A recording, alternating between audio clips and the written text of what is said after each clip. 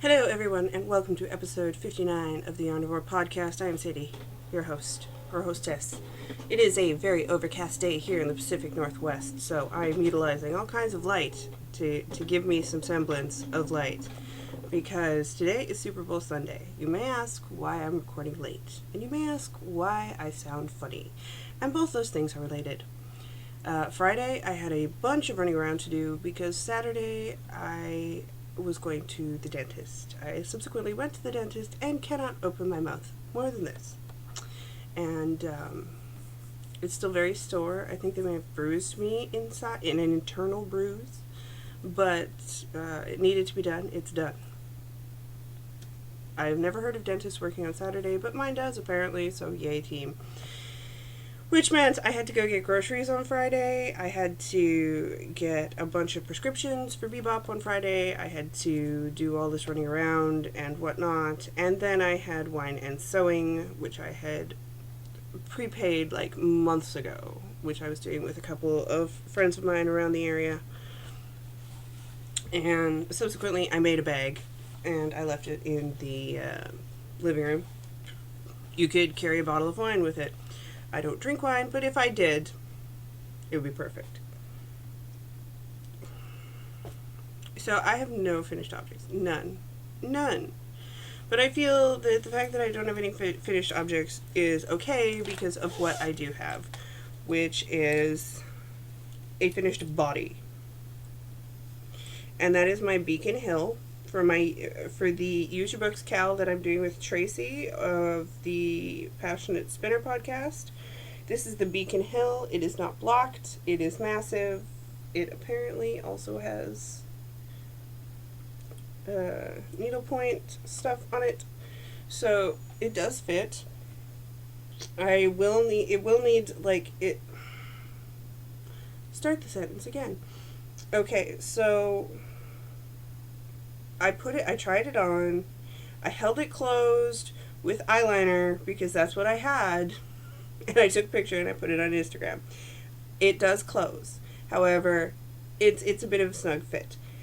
But I also know that I'm adding button bands on, and that's going to make all the difference, as is the blocking and the loosening, because right now it's like super because of the pattern, which looks somewhat like this.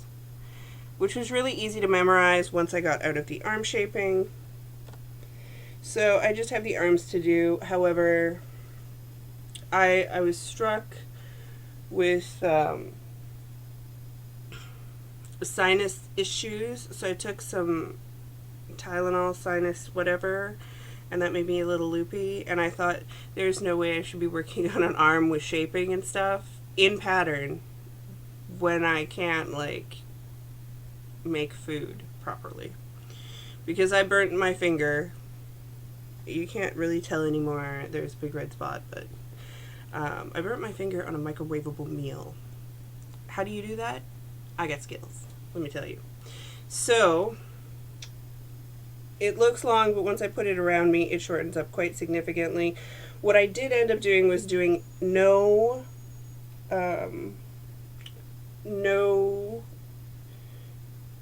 waist shaping. I just added the extending waist shaping and the hips. So I didn't go in, I only went out, and that did help me out. It only kind of boogers up the pattern a little. Here, I'll show you how it ends up looking. There you go. That's the hip shaping right there, where you can see right here where it starts, and it just goes out a little bit. So it's not that serious. I'm not too worried about it. It's you're gonna have to look at this, no. The only person who could get away with doing that, aside from my husband, is probably a knitter, and a knitter wouldn't do it because they'd be kind.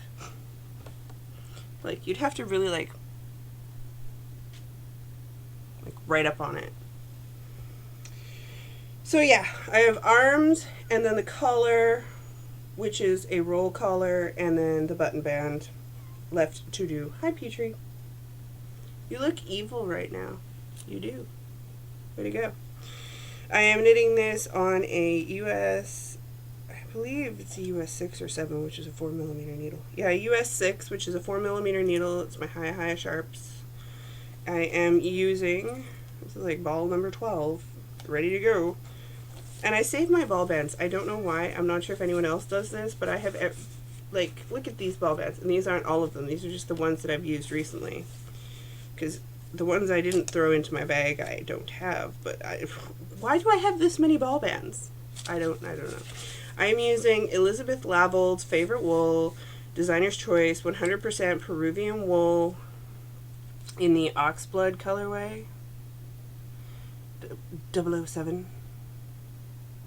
If you're looking for a good non-superwash wool, this would be your good friend. Your good friend. The only thing I will advise is it's not scratchy. It's not a really scratchy wool. Like, I have no problem knitting with it. I wouldn't put it next to my face, but putting it on my body, no problem. However, knitting with it exceptionally, wool naturally will wick the moisture out of your hands, so do have some lotion handy. Or you can get a lanolin-based lotion. There's actually a really good one called Lano or something like that, and it's from Australia. I use that one. And you can find that one at Ulta. They don't sponsor me or anything. They're just the one I find works the best when I'm working on that, because it is made with lanolin, but it's cruelty-free, so it's all good. I've been making a move towards cruelty-free products and no animal testing, etc., etc. So, yeah. Next up, I have 3 works in progress that I've been using mostly this week, because 3 is a good number, and because I was obsessed with finishing the body of that sweater. And then I fell off the wagon of working on it because I hate sleeves, and now I'm going to have to basically bribe myself to finish it at this point because I hate sleeves. Okay, so next up is my Desert Vista Dye Works 3rd annual Desert Vista Dye Works Sock Club Knit-a-thon thingy in the colorway Midnight Lake, because it does not have to be one of the stripy socks. I looked up on the rules and everything, and it just said Desert Vista Dye Works yarn. Now this yarn has quite the tail, because originally I started it in the pattern that came with it because it was part of an SSK kit several years back now. It's gorgeous. It's this gorgeous blue and this gorgeous black, and I love it, and I just want to marry it. But I started it, and I took it to Canada with me when I went to visit, and I left it there. And there it languished for many, many, many months. And then my mother brought it back, and it languished here for many, many, many months. And then I pulled it out of the bag, and I looked at it, and I was like, I have no idea where I am. And I was over the pattern. The pattern was too complex for what my brain was willing to do, but I really wanted a pair of socks out of this. So I had seen the Mercury socks, which is a free pattern on Ravelry, making its rounds, and I decided, okay, that looks pretty simple. There's 2 pattern rows, 3 rest rows. I can knit that. I can knit that so good, and it'll look great in this particular colorway. And everything aligned, and the moon was in the 7th house, and Jupiter aligned with Mars, and thusly I started, and it looks gorgeous in this colorway. I love it. I love it. I'm so glad I did this. I'm putting it on my hand so you can see the definition there. Really like the pattern. Once you memorize it, it's super intuitive. It's super easy to do. You don't really have to think. It's great for podcast watching, which is what I do while I'm doing this, or probably watching the Puppy Bowl, which I am taping for later. I'm sorry, I don't do football. It's on a US 1 2.25 millimeter needles. This calls for 60 stitches, and I figured that's close enough to 64. I did try this on to make sure it was okay, and it is. I just can't make them the full 7 inches. I think I'm going to have to just have a 6-inch cuff. Otherwise, it's going to be too tight because I have big-ass calves. So yes, this is how far I've gotten. I need a pair of these done by the end of February. So they are going to get front-seated, and wow, I'm really super nasally today. I'm sorry. These are going to be probably the ones I focus on. They're in my Bad Amy bag, which is like a blast from the past. I think this is one of the first bags I got. I think the first 2 bags I got were Bad Amy knits. And it's so small compared to the sock bags and the project bags of nowadays. Like, it's so small. I don't have another drawstring around here, but like, I mean, comparatively, this is not a big bag for what it is. Well, what it is good. It works for me. Like, I mean, I don't mind small bags. I like them. And apparently purple and bats. Just purple and bats everywhere, even though it's not Halloween. These make me happy. These purple bats. But it's big enough, like, I've got one ball and a little room. So it's interesting to see. What I should do is pull out all my, 'cause I've got, like, that whole shelf basically has a bunch of project bags on it, and I have bags of different sizes from through the years, and it's interesting to see how they've changed over the years. Any hoodle. And then for the knit along I'm doing with Tiffany and Aaron of the Knitting at Tiffany's podcast, I have worked on my husband's socks, which are out of Knitter's Nightmare yarn in the original 3 colorway. It is a 6-stripe yarn based on the Pokemon characters, the original 3 ones. So Squirtle, Bulbasaur, and Charizard. Bulber being my favorite, and Charizard being my husband's favorite. We're not a Squirtle-loving household, sadly enough. I finished the first sock. Doop. And as with all stripy socks, I pick a number of stripes to do my ribbing. I knit 4 stripes of ribbing on this one. And ta-da! That's about... I did about... It's 7 inches to the heel. But I did it a little less than normal because I know when I'm using 400... is it 400 yards? 400 meters? I don't have a ball band here. Do I? No, I don't. How do I not have a ball band for my own stuff? Hold on. Oh, I just printed off a sheet. Why don't I just look at those? I have 400 yards per 100 grams, and this is 105 to 10 grams per skein. They're all a minimum of 100. Some of them are a little more than 100. Some of them are a lot more than 100. But either way, 400 meters. And when I'm using 400 meters, I know that I get really close. If I make these too high, I get really close to running out. So, because his feet are 10.5 inches long, he wears between a 10.5 and an 11, depending on how wide the shoe is. So, I want to get the bodies done. So, the first one's done and awaiting its heel. The second one, I have finished the ribbing. I'm using my Schnuckeltier needle holders. Watch the Passionate Spinner podcast. Go buy her stuff because her bags are awesome, as are her needle holder thingies. Needle cozies? Whatever. So that's how far I've gotten on the second one, but like I said, it got backseated for the Desert Vista. Although you have until the end of February to finish stripy socks, you can enter as many as you want. In my group, the rules are as follows. They must be adult socks. They must have a 3-inch cuff, not cuff, leg. Like when I say cuff, I mean there has to be at least 3 inches between the heel and the top. And they must be in stripy yarns. If you use Knitter's Nightmare, Fiber Nymph, Desert Vista Dye Works, or Jinx yarn, you can enter twice. Please enter in the finished object thread, not in the chatter thread. You must be a member to win of the Ravelry group, which is Yarnivorous. Come join. Because we have the Use Your Books knit along, and we have this knit along, and there's currently the 1,000 subscribers giveaway going on in a previous one, which I do the drawing for on Friday the 10th, I believe. And those are some big things. Now, there were a couple questions in my Q&A thread, so I'm going to read them and answer them now because that is what I do. And the first one was by Borgiarn, who wonders if I've ever spun Targi and what were my results. Please and thank you. Bo. Well, Bo.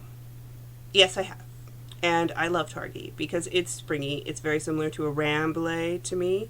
A lot of people, either it's a love or a hate. Like Rambouillet, like Polworth, It does plump, it does spring, it is gorgeous, it is soft, it is wonderful if you get a good run of it. But it is like, I mean, there is no... You could spin it thin, but why would you? Because it really lends itself well to a woolen spun, and it is very poofy. It's very poofy and soft and cloud-like. So, yes, I do like spinning it. It's one of the ones I like spinning. It isn't necessarily the easiest to find, and the only downside is if you do find it commercially done, sometimes it does tend towards the more highly VM'd vegetable mattered, you know, you're pulling the twigs out. But I like the plump of it, but it's not going to give you anything thin. And you can pull it and make it go as thin as possible, and you might get a sport out of it. It's going to be a really bouncy sport. You're going to be able to get a really tight ply, and it's going to bloom like crazy as soon as you set the twist. So I do like it. I do. But for very specific things. Like, I know when I buy it that I'm not spinning a shawl. There's not going to be a shawl in there. I could probably do a pair of socks, but they would be very bulky, warm socks. They'd be house socks. They wouldn't be like a regular sock. So that is my answer to that. And JD asked, what do you use to record and edit your podcast? QuickTime's failing me horribly. Well, I use to record, I use the software that came with my webcam, which is an HP. And then to edit and everything, although I'm not a big fan of the editing software, it does work the best for me, and it's the one I know how to use, which is Windowsoft Movie Maker. And I use that to do all my stuff. I don't handbrake, I don't compress, and... Petrie's giving me the bum. If you've seen the Dear Kitten videos, then you know that means she truly loves me. Lastly but not leastly, before I go, because this is a short episode, I have no idea why it's a short episode, but it is. As of... I think these are going to go up. Double check on the board and on the Facebook group, like on the board is in the Knitter's Nightmare Yarn board or the Knitter's Nightmare Yarn Facebook group. I'm hoping to get these up tomorrow on Monday, if I can anyway. We have, because I'm rescanning them today while watching the Puppy Bowl, we have You Remind Me of the Babe, which is going to be on Batty Sock, which is red and white, Labyrinth themed. You have, there will be a restock in the, why am I having issues with this right now? Oh yes, It's Only Forever will be on Batty, and then Not Long at All will be up on the Gothic. On Batty as well, we have Slime and Snails. And ending out the Labyrinth series, of which there are 7 yarns. There's 7 yarns total. No, 8. Why am I quit? There are 8. There are 8 total. Okay. And this is Should You Need Us.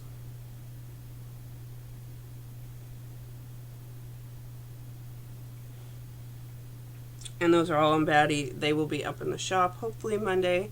If not Monday, then Tuesday. We're supposed to be getting a slam of 3 inches of snow. So I have no idea how that's going to impact me. If it does lead to power outages and whatnot, I may push it till Tuesday. But like I said, double check the Facebook group and the group on Ravelry.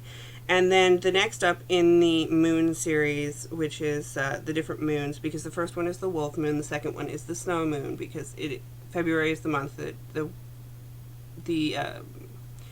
we in the Western Hemisphere or the Eastern Hemisphere? North America, where my people come from. This is technically when we receive the most snow. So, snow moon, let's see if it'll catch it. Yeah, there's these little hints of yellow, little hints of green. There's very subtle pink. Does this one have the... Yeah, I'm not sure if it'll pick it up on the camera, but there's there you go. A blush of this like really lovely green on a background of snow. So I meant this to kind of be like an aurora borealis, reflecting off the snow. Now, unless you're super high in Canada or America because of Alaska, unless you're really high up there, you're not going to see it super bright, but you will see it. So, like, it's something I grew up being able to see in the sky. So, I wanted that to reflect that. And it's very subtle, and it's very nice, and it's very delicate, and that's on Batty Sock. And that will only be available during the month of February until it sells out. Just like Wolf Moon, I think I have a skein or two left of that one, and once it's gone until the end of the year. And yeah, that is everything I've had to report to you for this week. I hope everyone has a great week, and I'll see you again next week.